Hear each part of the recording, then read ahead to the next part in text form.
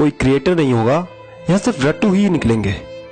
कुछ नहीं होगा, बिल्कुल भी कुछ नहीं हो सकता जब तक ये सिस्टम नहीं सुधरेगा।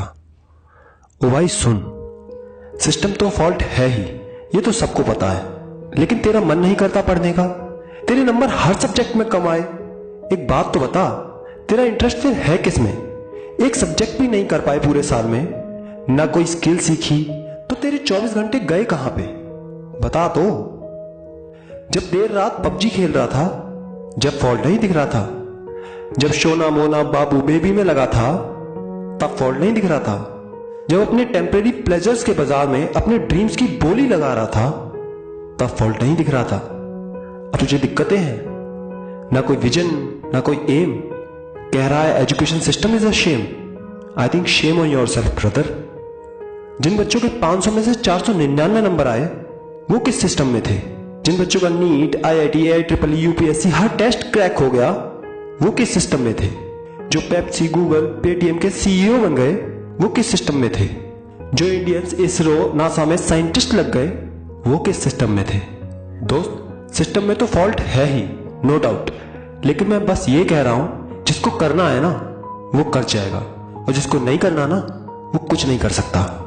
देख भाई, जिंदगी में सीखने के दो ही तरीके हैं, या तो पढ़ाई या अनुभव। अब तू समझ ले, स्मार्ट वर्क पढ़ने में है या 60 साल तक अनुभव लेने में।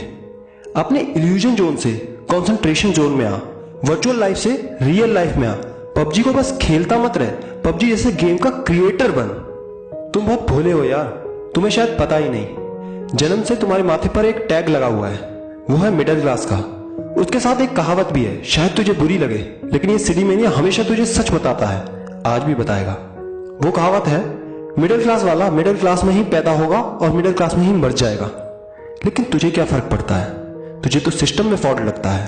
तू अपनी खुद की बनाई हुई दुनिया में जी रहा है। वहीं तेरा बाप 48 डिग्री टेम्परेचर में ड्यूटी पर जाता है, बस में ट्रैफिक में धक्के खाता है, न जाने किन किन के ताने सुनता है, पसीने में उसकी शर्ट सूख नहीं पाती। सर्दियों में जो ठंड हड्डियों में घुल जाए, उसमें भी सुबह 5-6 बजे घर से निकल जाता है और रात को 12 बजे घर में घुसता है, ताकि तू कुछ बन सके। किसी कंपनी का माहौल पूछना अपने पापा से, पापा आपके कंपनी में पंखा तो लगा है ना? लंच खा लेते हो क्या टाइम पे? शायद उनको लंच भी नहीं मिलता, लेकिन लगे हुए हैं। क्यों? ताकि तू कुछ बन सके, तू कुछ हासिल कर सके। बीमार है तो भी काम पर जाते हैं, लेकिन तू कूलर में, पंखे में, AC में बैठकर कहानियां सुना रहा है, सिस्टम में फॉल्ट गिना रहा है। एक और है, तेरी माँ। एक काम करना, आज इस गर्मी में जब तुम्हारी माँ रोटी बना रही हो ना, तो बस गैस के पास जाके खड़े हो जाना, और जब रोटी बन जाए तो उस पर घी लगाने की कोशिश करना। समझ आ जाएगा मैं क्या कह रहा हूं। वो भी लगी हैं ताकि तेरे जीवन में कोई त्याग ना करना पड़े। तेरे बर्थडे पर, स्कूल ट्रिप पर जो तूने चाहा वो तुझे दिया।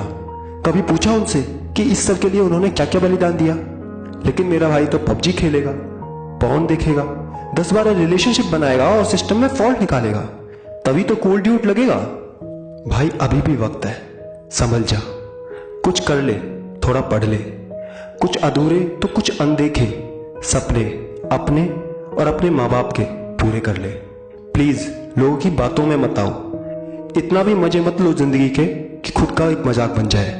जो चीज आपको भविष्य खराब कर रही है उसे अवॉइड करो, चाहे पबजी हो, चाहे रिलेशनशिप, चाहे सोशल मीडिया हो, फ्रेंडशिप। यार कब तक दूसरों को आइडल मानते रहोगे? कभी अपने छोटे भाई बहन के लिए भी आइडल बनने वाले काम करोगे? इतनी पढ़ाई तो जरूर कर लेना कि इस सिस्टम में जो फॉल्ट आज गिना रहे हो ना, इस सिस्टम में खुद घुसकर उस पद पर पहुंचकर चेंज कर सको।